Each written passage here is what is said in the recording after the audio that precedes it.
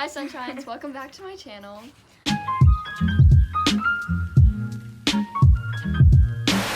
So today I wanted to do a video with, of course, my best friend Stella, and we're actually going to do something about holding each other accountable and just kind of ask each other questions about our testimonies and all that fun stuff. So this is actually going to be Filling the Spiritual Tea Part 2. I do hope you guys enjoy this video and you can get something out of it, because, you know, we're two different people, so maybe one can relate to me, one can relate to her.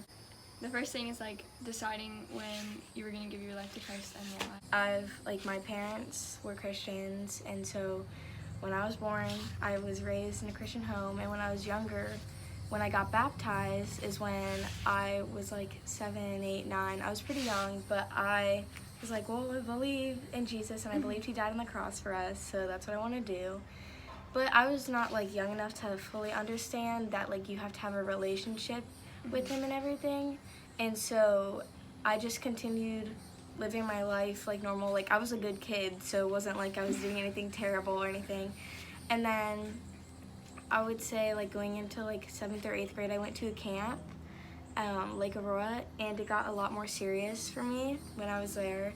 And then it was kind of like ups and downs of like trying to really get into it and then like getting discouraged and stuff. And then I went to the camp again, and then I went to another camp called CIY, and that was my first high school camp, so I was around like a lot of older people that were like farther than me in their faith. Some of them weren't like as far. It was all just a really great learning experience.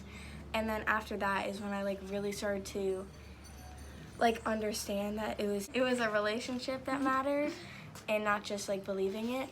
So after that, I was really trying hard to like get closer to Christ and stuff, and I definitely feel like obviously there's a long way everyone can go in their faith, but I'm like much farther, and I've gotten a lot farther this year, especially since quarantine started. I've had so much time to read my Bible and just spend a lot of time with God. But my story is actually very different from hers. I grew up in a not really Christian household, and my mom was like born and raised Catholic, and so I never really went to church. And then in middle school, like they had like all these like clubs and everything for it, and I was just like, this is weird, like kind of uncomfortable. When people would talk about it to me, I'd just be like, okay, like I don't really understand what you're talking about, so I'm just kind of gonna like ignore it. And then actually it's our best friend Ben who stayed consistent with me. I think I've talked about this in a video before, but he like stayed consistent with me, and he just continuously kept inviting me in different ways. So he stayed consistent because I was always like coming up with excuses, or I genuinely was scared to go or something. And so in 7th grade, I started going to youth group, and at first I was like that girl sitting in the corner, and like, you know, I kind of just wasn't connecting with everybody, but everybody there was so nice to me that I was like, okay, this is a lot different than like school or anything. And so that changed, and then, you know, of course it was my best friend, so I kind of was just like hanging around him a lot, and like his mom. They were talking about this church trip called Focus, and I was just like, oh, I don't know if I want to go, because like that's a whole like camp away from my mom, and like I don't know. And at this camp, I became so much closer with like all of the people there, and they were all sharing their testimonies, and they were so different, but each, like one part out of each testimony inspired me to, you know, start making my own. And so we were worshiping, and I like was so not used to worship. Like I was not into it. It was very uncomfortable for me, and I don't know, it was just like really weird for me. But as soon as we got into that room and everybody was worshiping, like I just felt the spirit, this pull in my heart towards something I've never felt before. And so that night I was talking to the girls, and they were like, well, how do you feel? And I was like, I just want to dedicate my life to Christ. What she was saying is it's more of a relationship, and you're not just listening to everybody else talking about it. It's when you realize that you want to actually talk to Jesus. So this one is a video that I already filmed, so hopefully it'll be up. I just wanted to take it from somebody else. So in what ways did you apply Christ to your life as a freshman?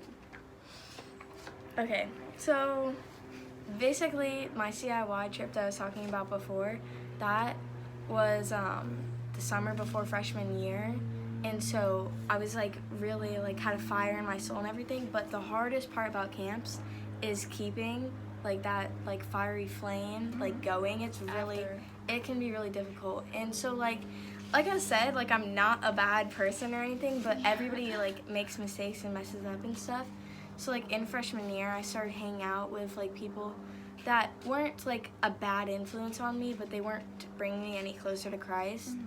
And so then it was just kind of making me like the exact opposite of person I was. I was like, instead of being the super optimistic person I was really pessimistic and really negative, and I would complain all the time, and I wasn't really thinking about Christ in my every move until I like halfway through the year I just started realizing like what was going on.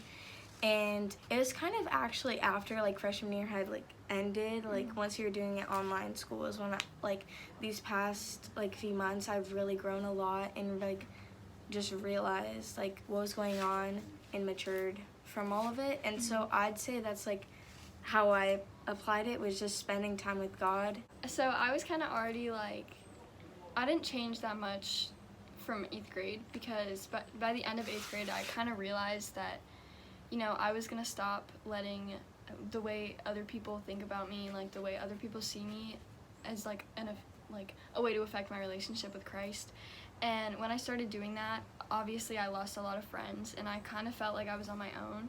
It was kind of a benefit for me, because the less friends that I had, the more reason I had to like rest in God's truth and like rest in the plans that he had for me. And it was easier for me to go and talk to him, because when you don't have like a best friend, or you don't have a bunch of really close friends, you can only trust so many people, and the one person that I was trusting was Jesus. So that's honestly, like, when you have a smaller group of friends, especially ones that are pushing you towards Christ, it's way easier to like apply him.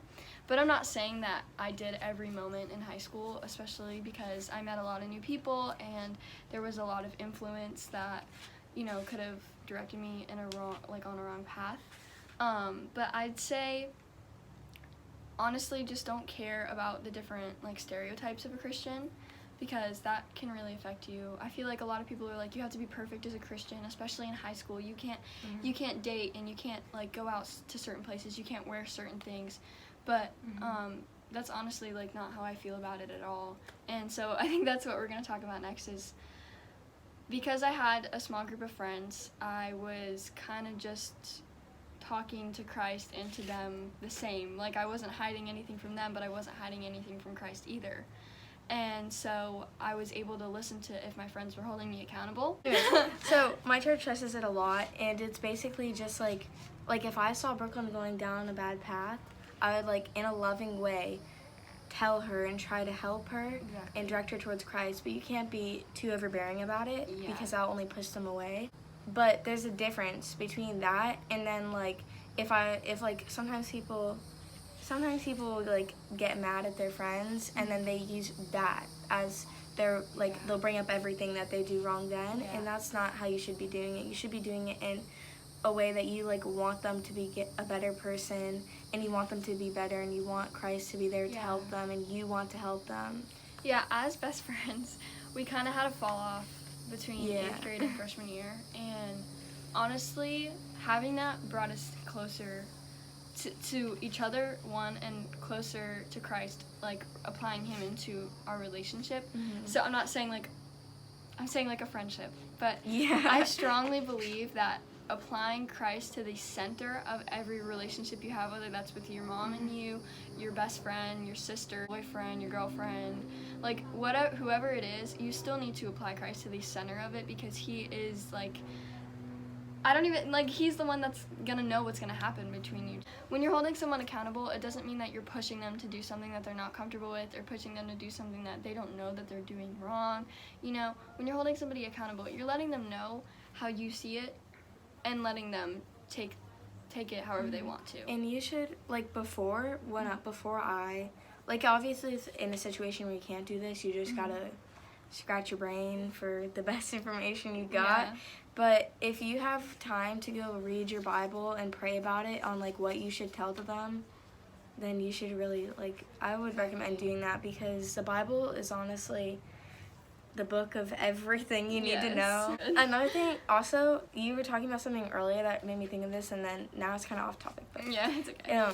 It's really important to pray for even your enemies. Right. Like, people that I have had friendships with in the past and I'm no longer friends with, I pray for them because Right. I want them to become a better person, and I want them to be happy, and like, you gotta forgive them. Forgiving is so important. In the Bible, it says to forgive like 7,700 times, something like that.